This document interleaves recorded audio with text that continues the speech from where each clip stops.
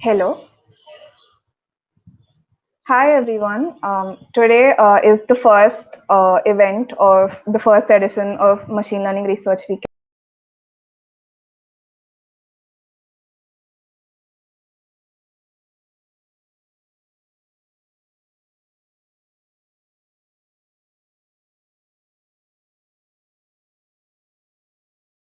First talk on the foundations of machine learning. And we have Dr. Ashish Tendulkar with us here today. So I'll just hand over to Shrey to introduce the speaker. Yeah, thank you, Neerja. So, Dr. Ashish Tendulkar is an experienced professional in this field with a specialization in deep learning and natural language processing. So, he carries around 20 years of experience in this domain, and uh, and has been a trusted ML advisor for startups in diverse areas, including fashion, fintech, agri-tech, healthcare, to name a few. So, hope to have a great session today. Now, I'll hand over to Dr. Ashish Tendulkar. So, please. Thank you for kind words, Shreya, and thanks, Nirja, for opening remarks. I'm very excited to be here among all of you. Yes, I was getting some updates about different events that your community arranges. It's very nice to hear, kind of AI activities that are going around in IIT Guwahati. So please carry on those activities. Very nice to follow for other IITs also. All right. So, what I will do in today's talk is, this is slightly unconventional way of talking. I'm a teacher at heart, so, I like whiteboard type of settings, so I don't have any presentations. And what I will do is I have some contents written in Google Doc, and we'll go through some of those contents. And then what I'm also going to do is I'm also going to, do some kind of a demonstration session. So if you have laptops with you, that will be really handy because you will get to experience some of the things that I'm going to talk. Okay, so without further ado, let's start. I'm going to share my screen and let's see. Is my screen visible to everyone?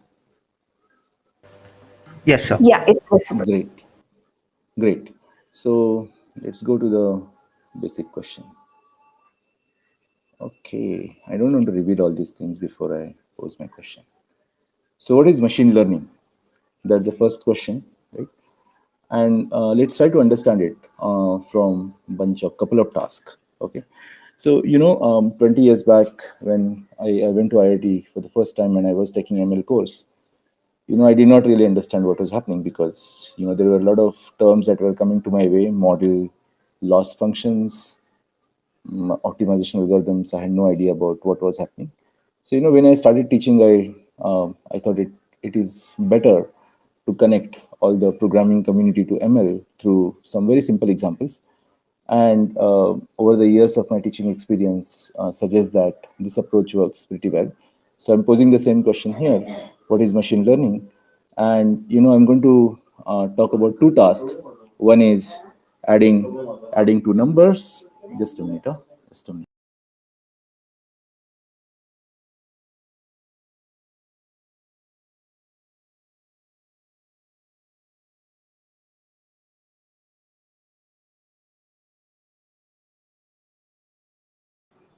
Yeah. So I hope I'm audible to all of you. Yes. Okay. Okay. So the first task is to add two numbers. So can you write a program to add two numbers? Of course, all of you will wonder what is this program. I mean, we had written this in our school, high school probably, or even in primary schools. So that's not the point. So essentially, if I ask you to add a program to add two numbers, write a program to add two numbers, you will write one line code saying that add a comma b, and you will return a plus b. Right. Now let's take another task. This task is very simple, right? Another task is a bit complicated. So, the task is given a photograph. Can you find a human face in the photograph? Can you write a program for this? Anyone? Yeah, some of you or many of you will have some ideas to write a program for doing a face detection. Program might be something like this, right? Write rules to detect faces. But some of these rules might be brittle, and we can easily break your program by giving you a picture where the face is sideways, right, or face is taken from some length. Right? So it's very hard to come up with a generalized rules for detecting a picture from a photograph, right? And I hope all of you will agree to my observations. Um, so what is the difference between these two tasks? So let's try to ponder over that, and then we will from there we will motivate, or we will talk more about what is machine learning. So I'm not sure if you can interact with me in this forum, but if you can, then you can tell me what is the difference between these two tasks.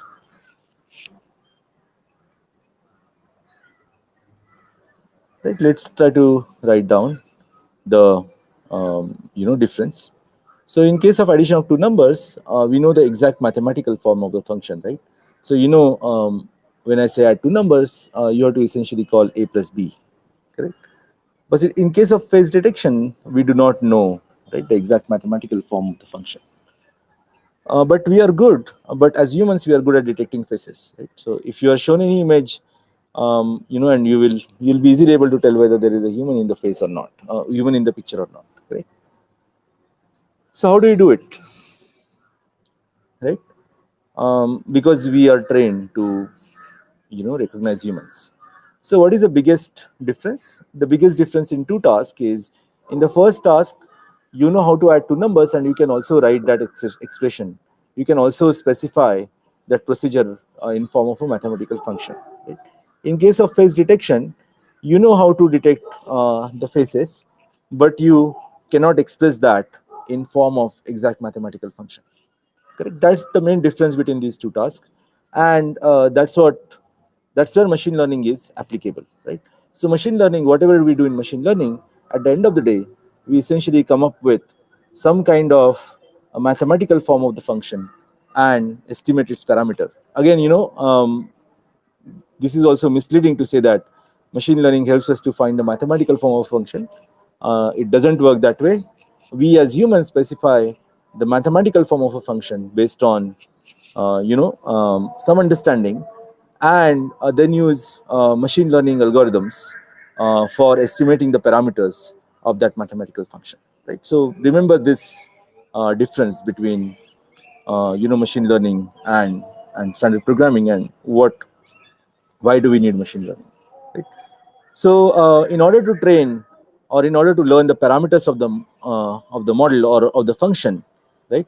What we have is, we have a bunch of data points, right? Think about how you learn to recognize human faces, right? When you were kids, you were probably shown some human faces, and then that this is how humans look like. And whenever you see a picture, you try to apply some of those rules, or whatever mathematical procedure that is encoded in your brain to answer whether there is a human in the picture or not, right? So what exactly is the difference? So let's try to understand that. And I'm sure, because you're part of AI community, you must have seen this many times, right? So in case of program, we have two inputs. We have data. So let's try to understand this in terms of addition. So if you're writing a program for adding numbers, you will give a and b as inputs, and you'll also give rule, right? You will write a program which writes this rule, which specifies this rule, a plus b, and these two, coming together, we get a program, and we run this program to get the answer, right? So when we give the data, the rule is applied, and you get the answer. Okay. And what happens in AI? In case of AI, this answer, which is in orange, and the rules, they are essentially interchanged, right? Now think of this from the face recognition point of view, right, or human face detection point of view. So you are given data, which is a photograph or an image, and you are given answer, right? And you are not just given a single pair of data and answer, but many data and answer pairs. And then we have this AI procedure. This is still a black box for us. We have not seen what is there inside this. And we use AI to decode what kind of rules, that are useful to solve the given task. Now, I have written these rules very in a very, very broad sense. But for the context of this talk, you can think of these rules as some kind of a mathematical function. Okay, and how AI does that, and that's where we will spend some of our time. Okay, all right. So let's take another example, and this is very interesting to all of you, or at least some of you. So let's say predict pay package for students based on the number of hours they study and marks in the final exam. Now, many of you will laugh at me for choice of the features. These may not be right kind of features, but anyway, we will take them for the demonstration purpose over here. Any questions so far? Do you have any questions so far?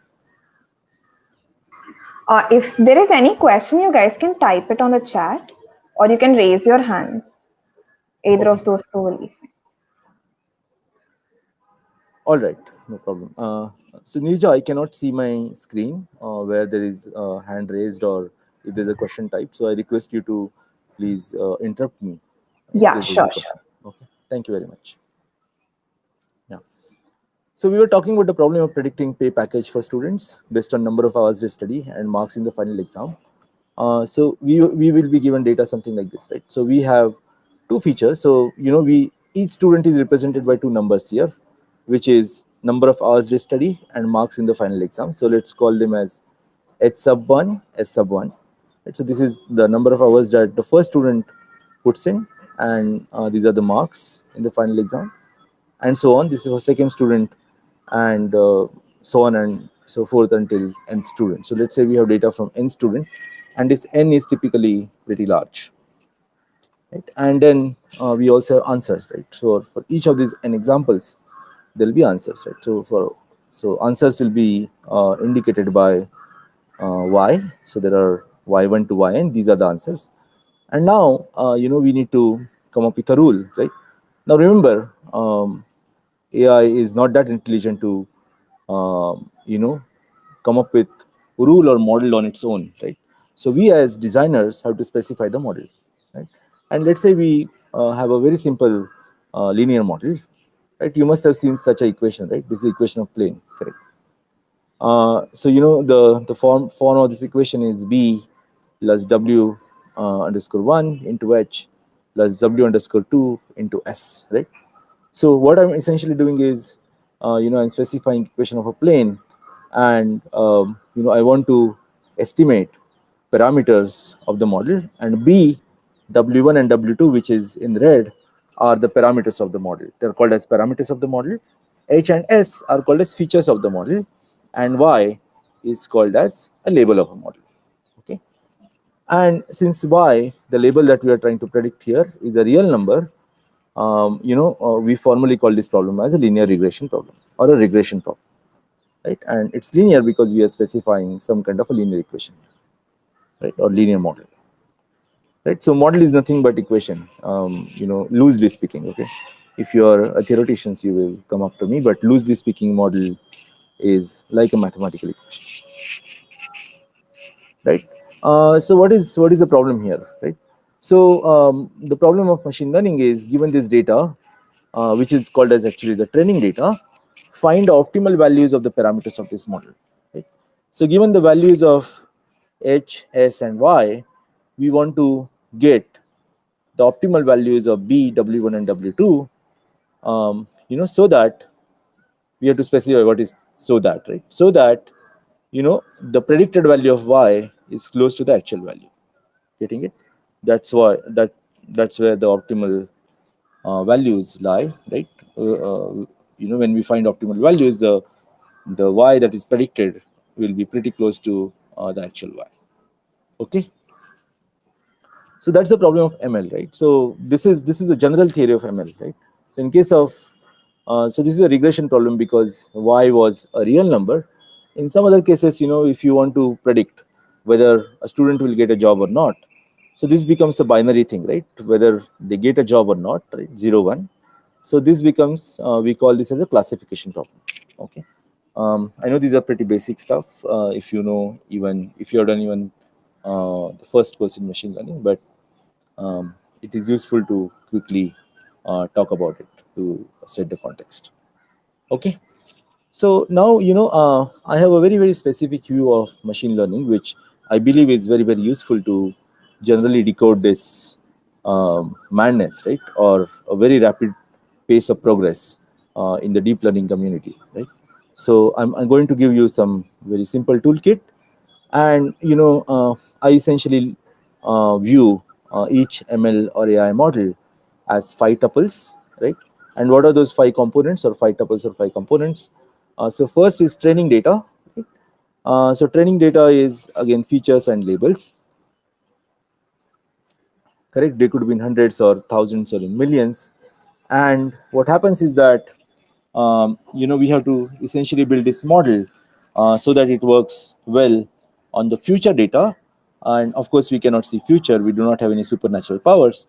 So what we do is we do a very simple division of the available data into 3 sets. One is called training. Part of the data, or most of the data, is set aside for training. Then a small part is set aside for validation, and um, uh, you know probably some amount of data is set aside for test, right? So idea is that the test data is never shown to the model. Only training data is shown. This is like your question paper, right? Your question paper is a test data, right? The questions that your professors discuss in the class are more like training data, right? So you can think of training, validation, test in that order. And validation is the questions that teacher asks in the class, right? So teacher is trying to figure out whether you understood things, and they are trying to tune their model of your understanding. So that is validation, right? So training, validation, and test. So those are 3 divisions of the same data set. So data is the most important thing. Repeat after me: no data, no AI, right? If you do not have any data, you cannot do AI, right? So this is the most important and critical piece for doing machine learning or AI in general. Then, second thing that we need is model. And model is nothing but mathematical form of relationship between the output and the input, right? So in case of linear regression, we had this linear model where y is equal to b plus w1 h plus w2 s, where h and s are the attributes or the features of each examples, and y is the label that we are interested in predicting.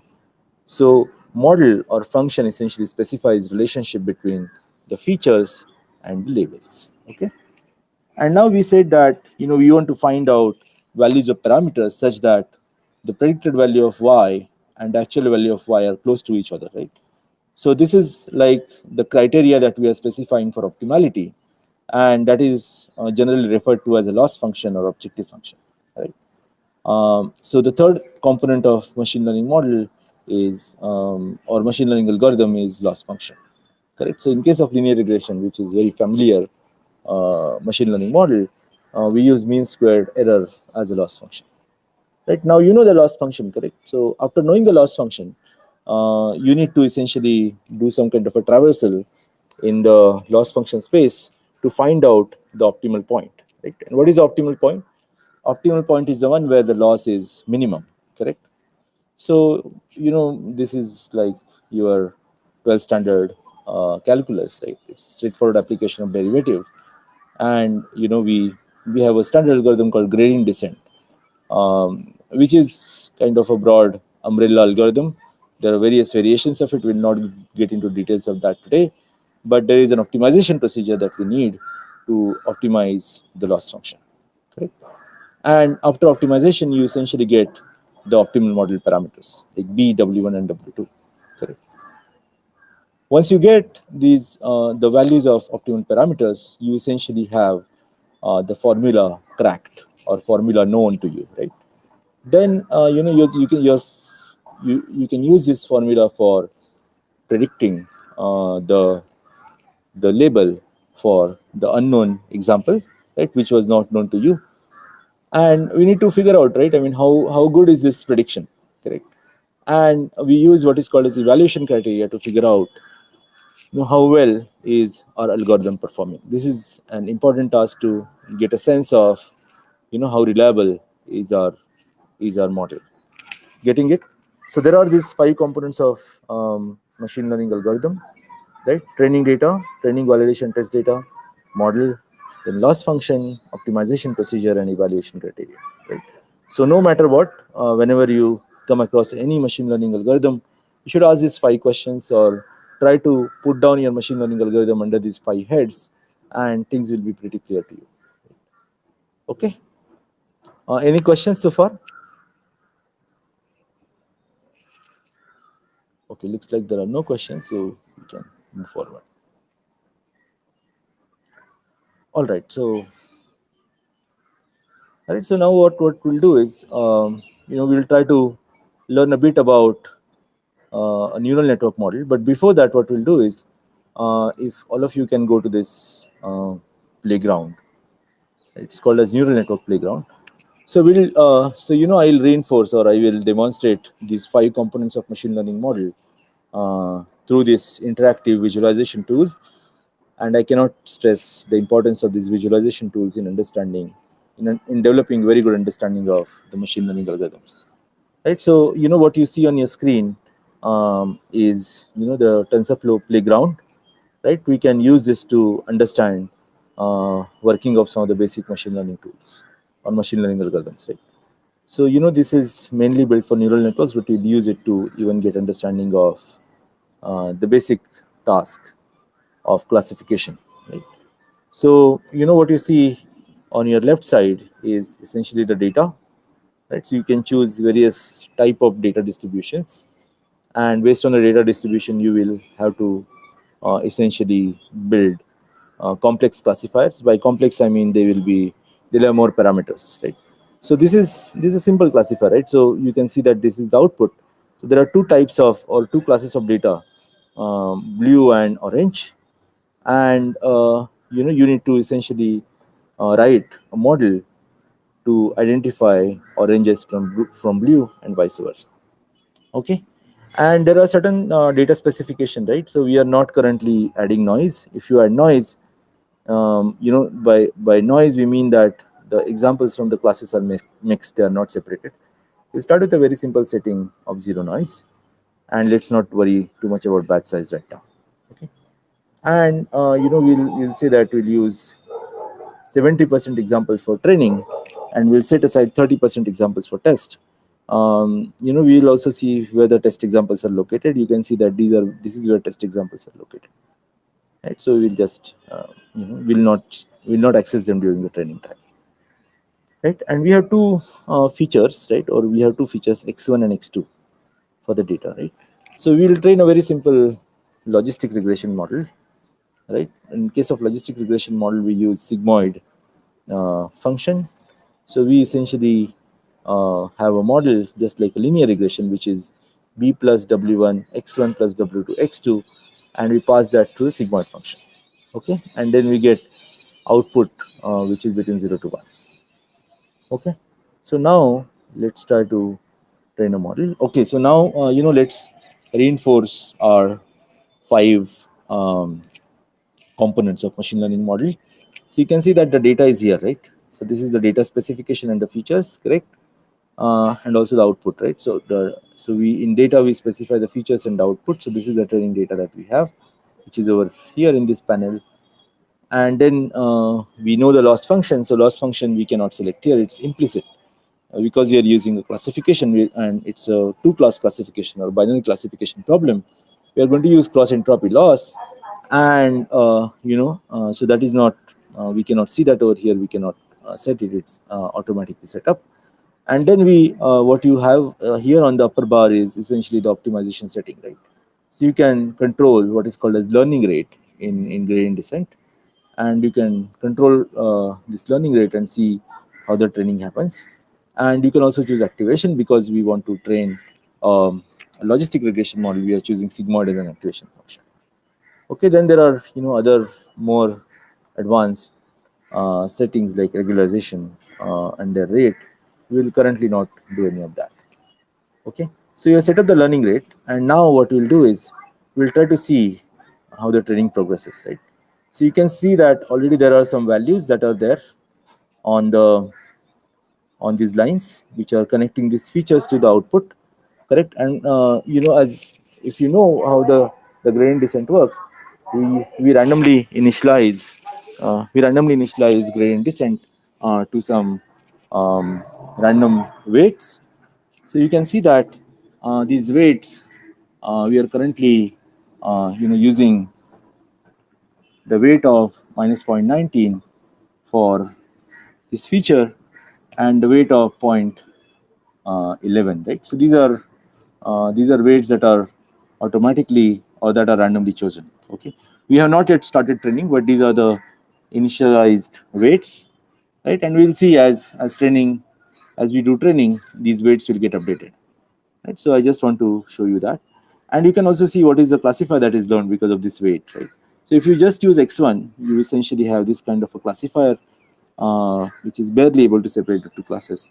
If you use x2, then there is a classification boundary which is horizontal. So x1 has currently, based on these weights, it has got vertical decision boundary, and this has got a horizontal decision boundary, right? So decision boundary is this imaginary line that you see that separates both the classes. Okay, so now let's start training. So for training, let's initialize, right? And epoch, what is epoch? Epoch is one full iteration or one full iteration to the training data, right? So let's essentially start training the model, and you can see that this is the most important part over here. You can see that the training loss and test loss is coming down gradually, right? And you can see that it has now plateaued around 0.11, 0.12, right? And you can see that we did about 585 epochs or 585 different iterations of the training set with gradient descent algorithm, and you can see that the final learned weights are essentially 0.42 and 0.37. Right? And you can see that this is nice. It is this is a very useful tool to know whether your algorithm is getting trained correctly or not. So if your algorithm is getting trained correctly, you will always see training and test loss close to each other, and there is no zigzag thing. I mean, it is continuously, it is monotonically decreasing, right? So let's try to increase the learning rate and see what happens, right? So it took us 585 epochs. We will just record that. And now, if you do it, you reached, much less loss just within 16 epochs. So you can see, you must have heard about this learning rate term called learning rate, but this is a very nice way to, play around and get an intuition about learning rate, right? So you can see that if I choose higher learning rate, that means I'm taking larger strides in the loss function space. I'm likely to reach the optimal point faster than any other faster than, let's say, when we had a smaller learning rate. Okay, so let's try to see if I select even smaller learning rate, you can see that it is slowly decreasing, right? It is slowly decreasing. It is taking far too long to come to smaller loss value. I hope you got the intuition of how to evaluate a classifier and what is happening over here, right? So any questions so far?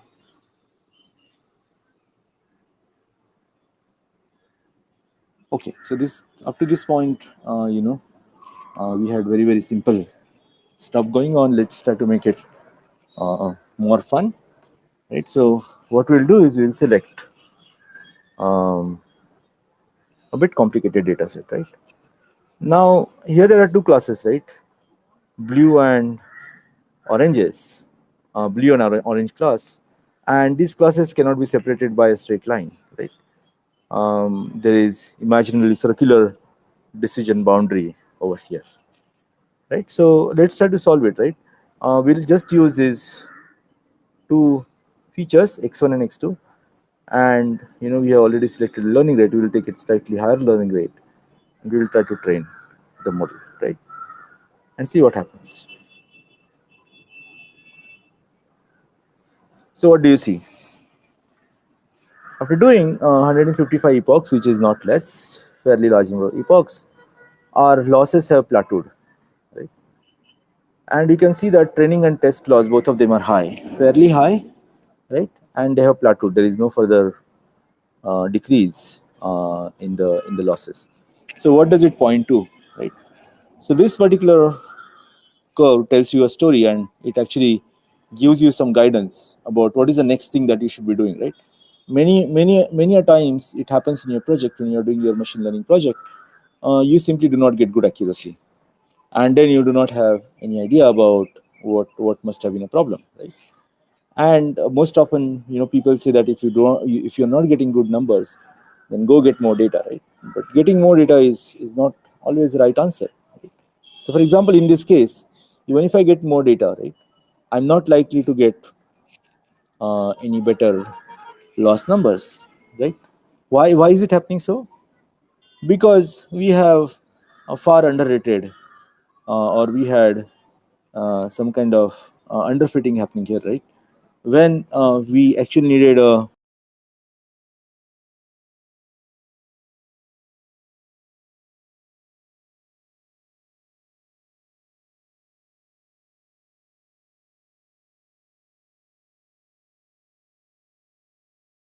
which is clearly not enough when we require hypersphere or something like that, or a sphere as a separator, right? So what we'll do is, in order to increase the complexity of the model, so this is like underfitting the model. So how do you tackle underfitting? Not by getting more data, but probably adding more features. So what we'll do is, we'll take this feature x1 and we'll square it, right? We'll do the same thing with x2 as a feature, correct? And because now we are considering um, a square model, that is obviously x1, x2, or an interaction term that will also come, correct? So what we'll do is, now let's try to train this model. We have not done anything, anything flashy. All that we have done is, we have taken our existing features, we wrote a code to get the polynomial values, right, or the second, or the second power of each of the features, and we also added an interaction term. Is this clear so far? Any questions? All right, I'll go forward. Now what we'll do is, we'll essentially we'll purposefully set up slow learning rate so that we can see the progress, and you can now see what is happening. Or maybe this is taking a longer time, so what we'll do is, we'll select slightly aggressive learning rate, we'll reset everything, and you can see this, right? You can see that we managed to learn the circular decision boundary, right? Isn't it magical? If you have a notion that AI is doing any magic, AI is not doing any magic here. We have these algorithms that can tirelessly estimate parameters, but it's human brain, right? Ultimately, a human brain, like your eye, we are specifying the model here, right? So here, the trick was in using the higher order terms of the given feature vector. Getting it?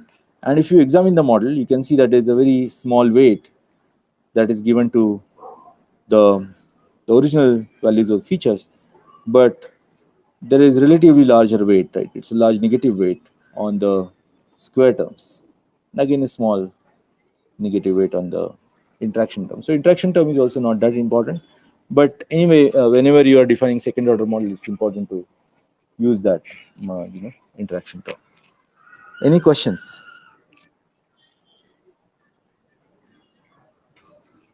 All right. Right, so you can actually go and play with some of these data sets and see how it works like, right? So what we'll now do is, I'll try to motivate the use of neural network, right? And what advantage neural network brings in, by giving you a visual demonstration of the same thing, right? So right now what we did is, in order to get a complex decision boundary, we actually manually wrote the transformations, right, in order to get the second order feature vector, right? Now what we'll do is, instead of writing the transformation here, we'll do that, we'll learn those transformations automatically, and that's where neural networks come into picture, and we will try to give that demonstration here. Okay, so for that, what I'll do is, I will essentially get rid of all these features, so you don't need to write these kind of transformations, and these transformations happen automatically. It's very, very useful to know how it works, right? So, so what is the key here, right? So, using these simple features, you have to learn some kind of a complex decision boundary, and we do not have an option of coding these transformations on our own. So, we'll achieve the same effect by introducing, a concept of a neuron, right? So, I'm adding a layer with 2 neurons here. So, I'm just going to magically add these 4 neurons here.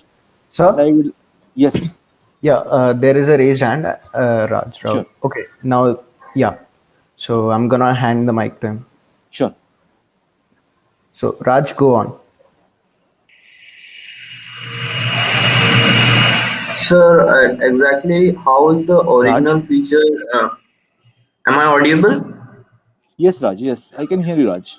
Yes, sir. How is the original feature? Basically, the x1, x2. These are actually boundaries in the middle of the square, right? No. These are no. Sorry, these are not boundaries, but there is a point, right? There are so many points. So each point is represented by x1. So x1 you can think of as an x-axis, and x2 is a y-axis. Okay. Getting it? And it's Yeah. a function, right? It's a function that we are learning here gets us the linear boundary. Getting it? So we are learning. Okay, sir. Okay, sir. Got it. Getting it? Okay, great. Any other question, Shreya? No, sir. You can go on. 1 second. There's one more question. Sure. Yes. Advaita, would you like to raise your hand and ask the question, or can I read out the chat? Okay, so let me just read out. Yeah, I'll just read out the question. So he's asking if you can use sign terms in an example. Yes. It's just that in the interest of time, I was trying to go forward. But this is the example where you can use sign terms.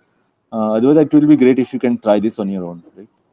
Because I guess we have 15 more minutes and I need to cover a few more things. But if you get stuck, I mean, I'll leave my email address. And Nirja and Shrey has my email address. You can write to me. Okay. Sure. And there's also one more question. Sir, to come up with a nonlinear decision boundary, how do we decide if we need to add more number of neurons per layer or add hidden layers?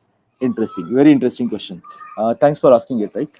So it's the same toolkit that we developed just a minute back to decide the underfitting and overfitting, right? So we are going to use the same toolkit here. Okay, so I will demonstrate that. Okay, let's demonstrate it. That's a great question. Thank you for asking it. Okay, so let's do it, right? So I'm going to add just 2 neurons here in a single layer, and we'll try to train this model. I'm just going to use Redo as an activation function.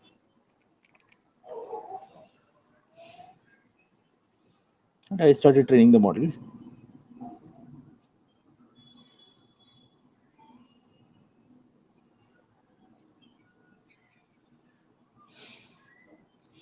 And you can see that, we have given it enough time, right?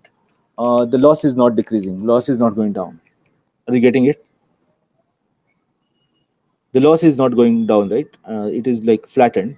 And both training and test loss are fairly high. Is this clear? So what does point to? This points to what is called as underfitting, correct? And whenever you are underfitting, what you need to do? You need to increase the complexity of your model, or you should add more number of features in your model. In other words, in a simpler words, rather. Right? So one way to do that is to add more neurons, right? So always adding more neurons is not a solution. Sometimes, adding an additional layer can also help you. And often adding an additional layer is a useful idea. Let's see whether this kind of combination helps us in getting better prediction.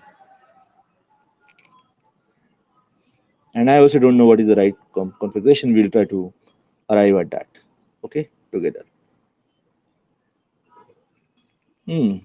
No, it is also not helping, right? So it seems we need to do something else. Now I'll not add more layers. I already have 2 layers, so I might decide to pack more neurons. So let's say I pack 4 neurons here. And remember, each neuron does two things, right? It essentially does a linear combination of the input, adds a bias to it, and then applies a nonlinear activation. And we'll see the theory of it, right, in the doc later. But you can now see this, right? I have magically come up with this formulation, and let's see what happens. Aha! Now we have learned a fairly good representation, right?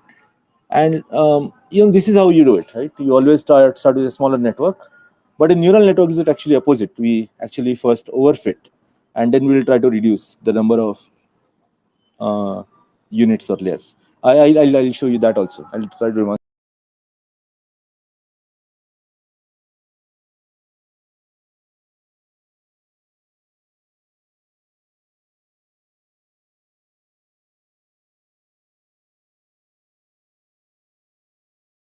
See that this is the linear boundary for this neuron.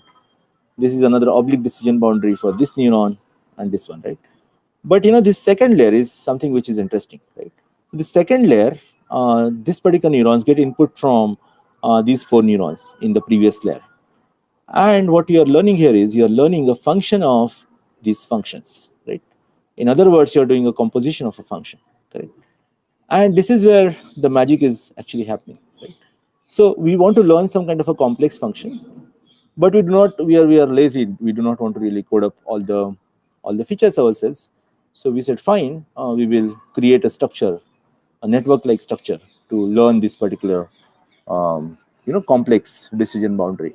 So that's the whole idea. So essentially, in order to learn the complex function, we often do this, right? I mean, whenever we want to learn something complex, we often break it down into simpler steps, and then we do combination of those steps. It's exactly the same analogy, right? So we will first do a very simple linear separation, and then we do combination of, and then we of course pass it through some nonlinear activation, and that's one of the part of why this magic happens.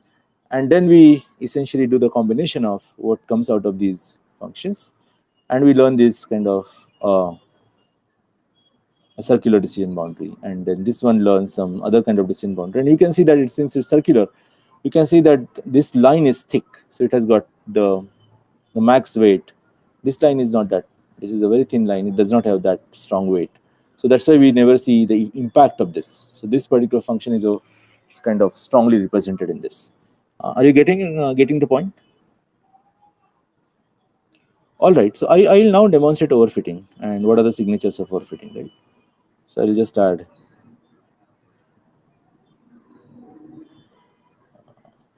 And I'll also add some noise here.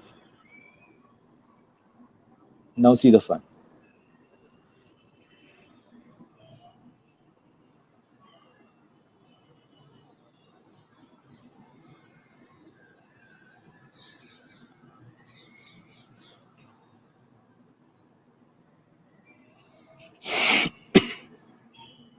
What do you observe here? Are you able to see my screen? I don't know. Maybe I will increase the font a bit. What do you see in the test and training loss, right? So training loss is much lower than the test loss, right? And it is not a very strong overfitting, but some kind of overfitting has started to happen. That means, training and test loss reduces both of them together. But after some point, training loss keeps going down further, but the test loss doesn't improve. It doesn't reduce, right? And that's the classic signature of overfitting. And when overfitting happens, you can either reduce the neurons, right, or you can add regularization, right? So you have two remedies here. Of course, we do not have time to cover regularization, but you can go and read that. So there are these two remedies. Getting it? So this was, I especially like this tool a lot because it helps us to intuitively understand most of the concepts of machine learning, or all the basic concepts of machine learning, actually. Okay. So you can play with regularization also and try to see, what comes out of that. Okay. So let's come back to neural network and try to see what's really happening. And maybe we may not have any time after that. We'll have to stop. So neural network goes by different names, multi-layered perceptron, feed-forward neural networks, or even a deep model. And again, neural network, take a very simple view, right? Neural network is also a machine learning algorithm. So it has to have 5 different components that we talked about. And you should ask, what are those components, right? So, training data, then model, then loss function, then optimization algorithm, and evaluation criteria. So we will focus on the model part because that's where there's a lot of opaqueness into what is happening. So we'll try to uncover that. So this is the simple stuff, nothing else, nothing complex. So what happens is that this is a single unit of a neural network called neuron or a unit, right? So there are two parts. There are two types of computations that are happening, right? In the first part, we do linear combination, and by linear combination, what you see here is x1 and x2 are the features, w1 and w2 are the parameters, and b is also another parameter. B is called bias, and we essentially send 1 over here. And you can see that linear combination is represented by z is equal to b plus w1 x1 plus w2 x2. This is a linear combination. A very standard thing that we do in linear regression or in logistic regression, correct? And then we apply a nonlinear activation on this. So in case of logistic regression, we apply sigmoid function on the value of z, right? And that's what produces the output from this unit. Getting it? Are you getting it? And so what are different activations that are possible? One is sigmoid activation, correct? And you know how the sigmoid activation looks like. Right? You can say this is how sigmoid activation essentially looks like. At 0, you have value of 0.5, right? So you can see that z is 0, y is equal to 0.5. So essentially, sigmoid, what it does is it essentially squashes the real number between 0 to 1. Okay, getting it? So that is what is sigmoid.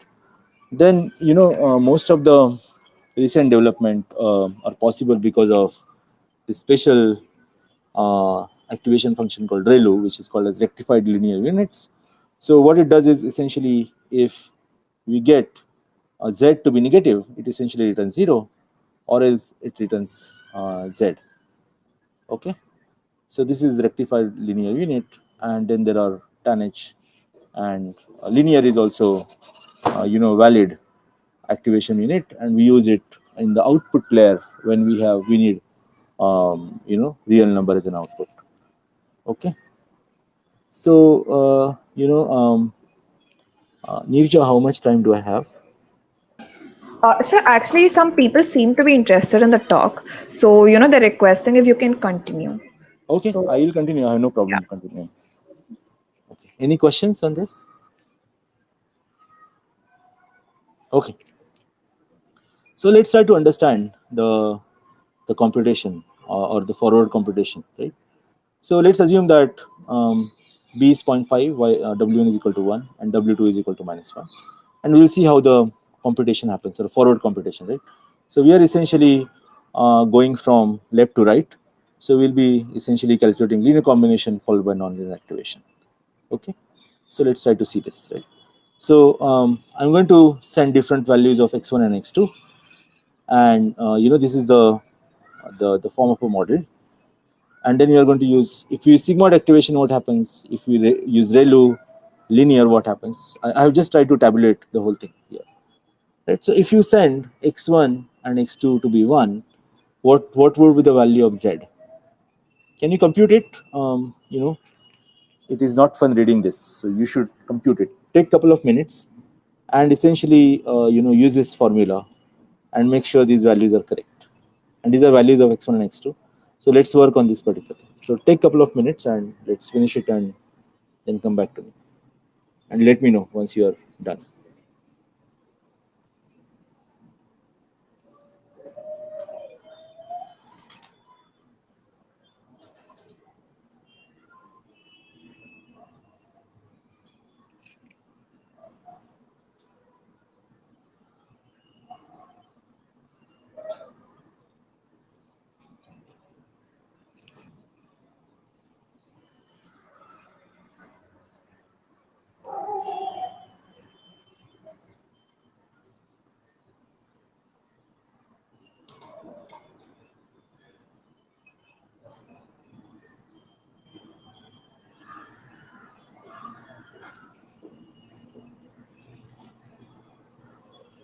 Okay, I hope you are done.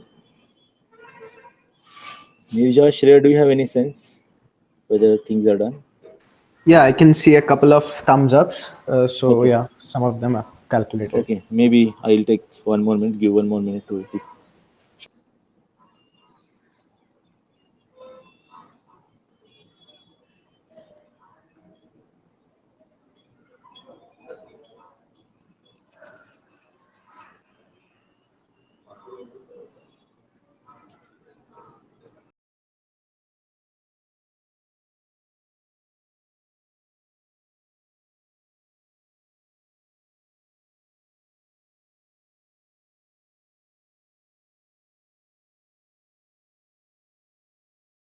Sigmoid, this computation will be bit, you will have to do it. So it's 0.62. You can take my word for this. And ReLU is easy, right? It's max between 0 and Z. So 0.5 is greater than 0, so it will be 0.5. And linear, exactly the same number is kind of, it's like pass through kind of a gate. It's 0.5. Now, so in the second example, we get minus 0.5 as the output of the linear combination. If you pass to sigmoid, you get 0.38, which is correct because this is a negative number and it has to be less than 0.5. So this is correct. And ReLU is interesting. ReLU, because it's a negative number, this will get suppressed. It's max of 0 and minus 0.5, so you get 0 here. And linear, essentially the same number comes out. Okay. And what happens at 0? I mean, it's max of 0 and 0 is 0, so it's perfectly fine. Is this clear? Now, how many parameters are there? There are 3 parameters, B, W1, and W2. These are 3 parameters of the model. Now, let's see, no matter if, even if you do neural network and if you do linear activation, let's see what happens. Let's go back to playground and see the magic. Now, all of you have seen that this model works, right? Even this model also had worked for us. Let's make it simple. And this will be applicable even for this setting, but I'm just making it simple. Okay, so this works, all right.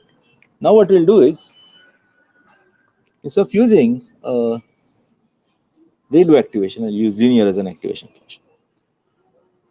And let's see what happens. So we are going to use linear everywhere, okay. What do you see here? Anyone? I want you to answer now. Based on this particular figure here and these numbers, what do you see? What is the diagnosis? What is your diagnosis? You can read out the answers, Nirja or Shreya. What is your diagnosis? So Bhavnik says that the model isn't learning effectively. And Yes. there's one more answer saying overfitting in test data. High This is, bias. yeah, this is not overfitting, by the way, because in case of overfitting, what happens is that test loss is high, but training loss will go down very close to 0, right? So that's why this is not overfitting, but both of them are close and they're fairly high, right? So this is a case of underfitting. Okay. So what is really happening here is, you can also look at the classifiers that are learned by Gene neuron. They're all linear classifiers. And then we do combination of linear, right? Combination of linear combination of linear will also be a linear, right? So that's why we are getting these linear decision boundaries, right? So we have linear combination and we are doing linear combination of the linear combination, which is also a linear, right? So we are just not able to learn anything, even if we put a network in place. So that's why, it's important to select a right kind of activation, right? So linear activation makes sense only in the output layer when you require a real number as an output, right? Otherwise, you have to use either ReLU, sigmoid, or tanh as an active. And again, let's check it out. We will see how it works. Right. So let's see. Sigmoid will learn slowly. Still going down. Let's see where it goes. Okay.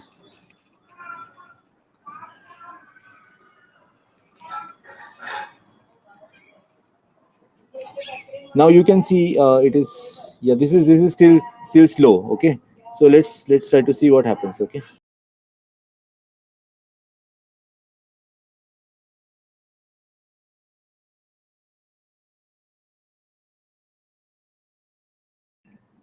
Sorry, there was some background noise.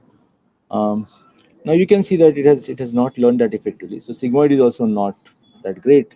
So you use ReLU as an activation function. And with ReLU, you can see that learning is pretty fast. Getting it? So this is another point I wanted to demonstrate. If you just use linear activation, it is not going to work. It is nothing but a linear classifier, right? But it's a fancy linear classifier that is learned on the representations passed through the network. I mean, derived from the network. Is this clear? I hope it is clear to everyone. Any questions on this?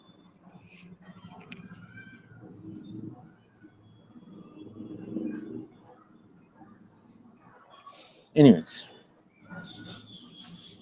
I'll just demonstrate, how this combination of neurons work.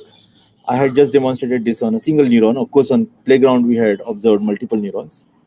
So maybe this is not that useful here. But let's try to see the mathematical form of Y, right? What you see here. And, the whole, all this deep learning is represented in terms of vector matrix product in order to make it, much more efficient to compute, right? And take advantages, and take advantages of hardware accelerators like GPUs and TPUs, right? So you can see that here, right? We have these two inputs, X1 and X2, and we are passing them through. This layer is called as hidden layer, right? Hidden layer 1, and this is an output layer. And this hidden layer has got 2 units. So I have said yes. There is a question. Yeah, sure. Sir, how do we decide about the activation function? Is it something related to the type of decision boundary? Okay, that's a great question. So there are we need to decide about activation functions in the hidden layers as well as in the output layer. Right? Let's first look at the output layer because that is simpler. Even hidden layers are simpler, but let's try to think about it in two different, separately for hidden and for output layer. So output layer is the one where you have neuron which is producing the final output. Now, if you are solving a classification problem, let's say a binary classification problem, you need to always use sigmoid as an activation function. Right?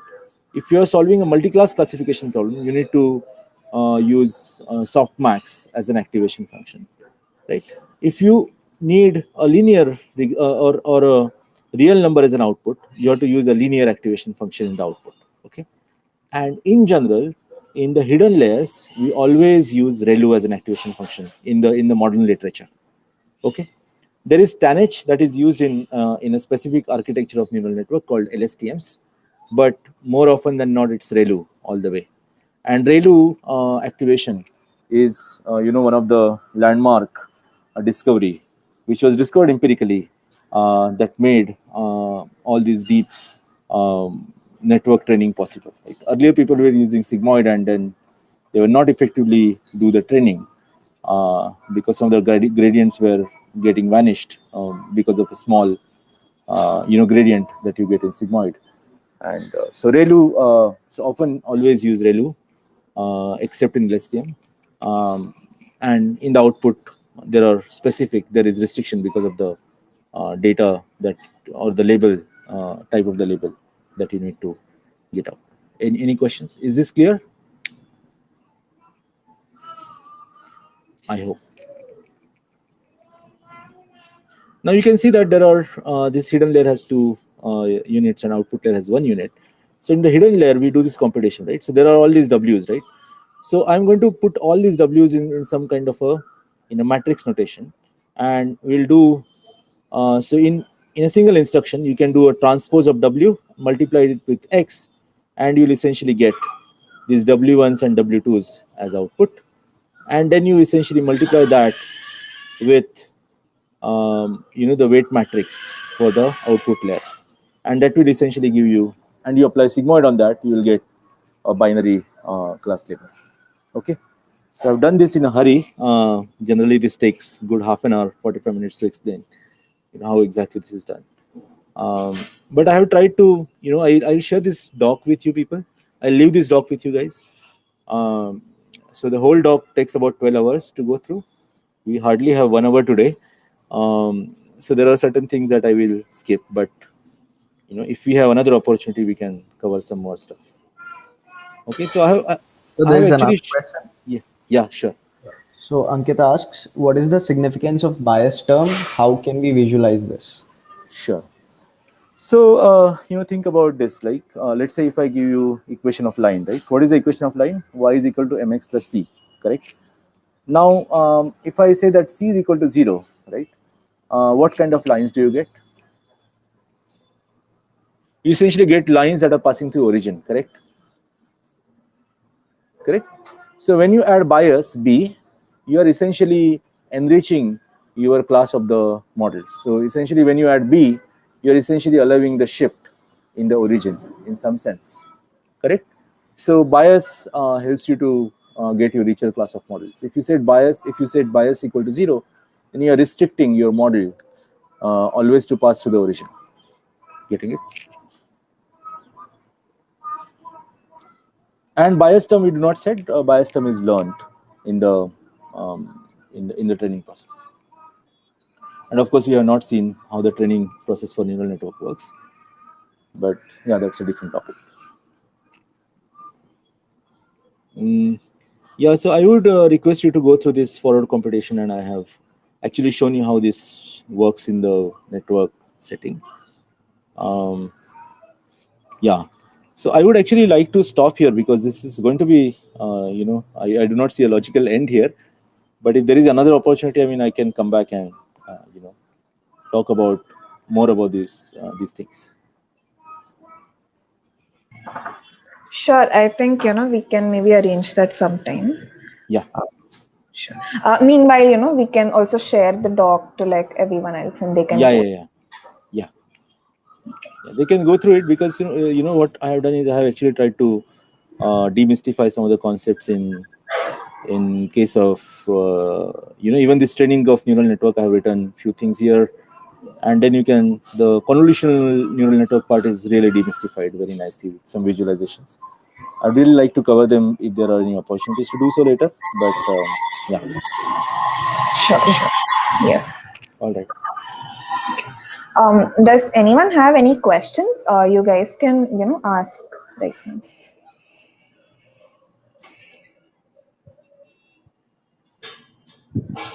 Yeah, we will email the doc. But meanwhile, if you have any other questions based on the talk or generally, you can put it up in the chat.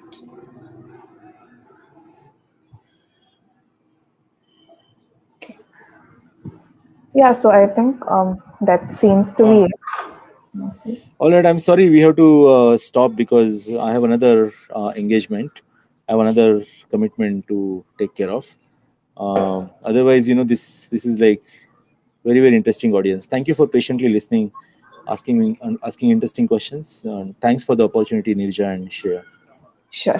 Thank you so much for being a part of our first edition of this MLRW that we tried for the first time. So it was really nice having you here, and hopefully we would be able to continue this talk sometime as Sure, well. no problem. Thank you very much. I will send a link of the doc to you through email, and then you can share it with your friends. Yeah, sure. Okay? And all the best with your machine learning activity. I say happy ML, happy machine learning to all of you. Okay. Thank all you, right. Sir. Thank you very much. Sir. Thank you. Very Bye. Much. Bye. Bye. Okay.